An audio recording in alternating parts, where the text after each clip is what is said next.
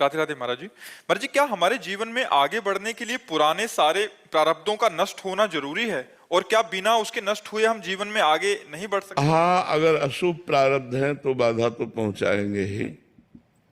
उनका कार्य ही है आपको असफल करना, उनका कार्य है आपको विपत्ति में फंसाना, आपको दुख देना।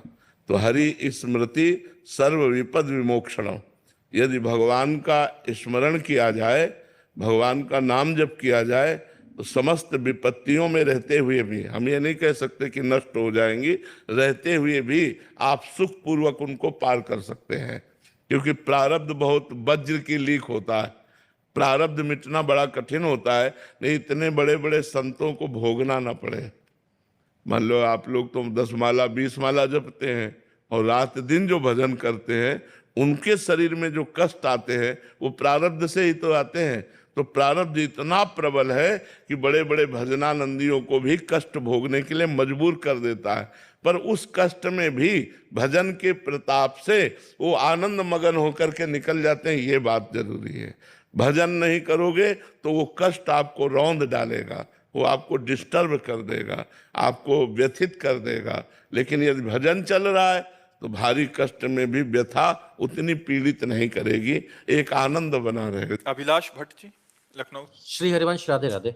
आदरणीय महाराज जी, सादर प्रणाम। महाराज जी, राधा नाम जाप से मेरे जीवन में बहुत परिवर्तन आया है। मैं ये समझ पा रहा हूँ, लेकिन समाज एवं विशेष रूप से मेरी पत्नी नहीं समझ पा रही। समाज को तो मैं समझा ले रहा हूँ, पत्नी को नहीं समझा पा रहा। हाँ देखो, जब तक हमारी श्रद्धा आपके वचनों पर नहीं होगी तब तक आप नहीं समझेंगे।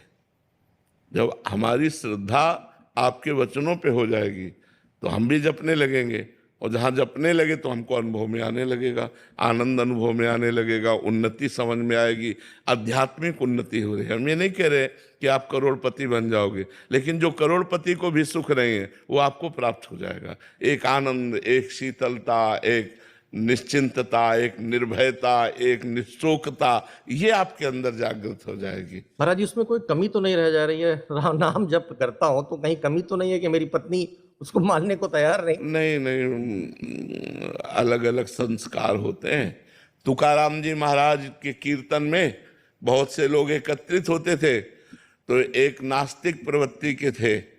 उनको एक भगत ने कहा कि आप एक बार कीर्तन में केवल चलिए और दर्शन कीजिए, एक बार मेरे कहने से।